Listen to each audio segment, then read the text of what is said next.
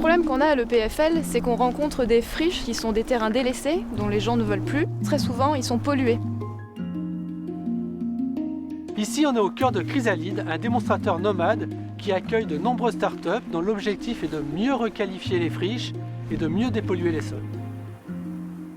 Nous souhaitons avoir des solutions qui soient moins impactantes, moins polluantes et moins chères aussi.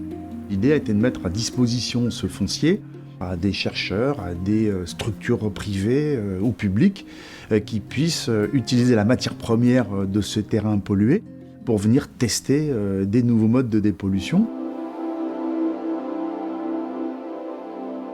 L'objectif est vraiment de créer une base de données sur les micro-organismes capables de dégrader les PCB sur site en conditions réelles dans les sols.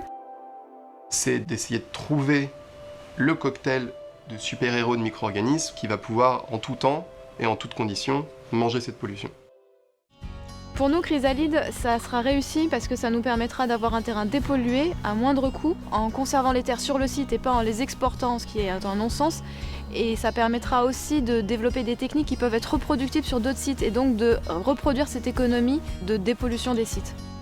On est aussi dans la construction d'une forme de filière industrielle de dépollution qui vont servir demain Pont-de-Claix, mais demain d'autres villes. Le projet Chrysalide, c'est vrai qu'il fait le lien entre recherche académique, des pollueurs et le foncier.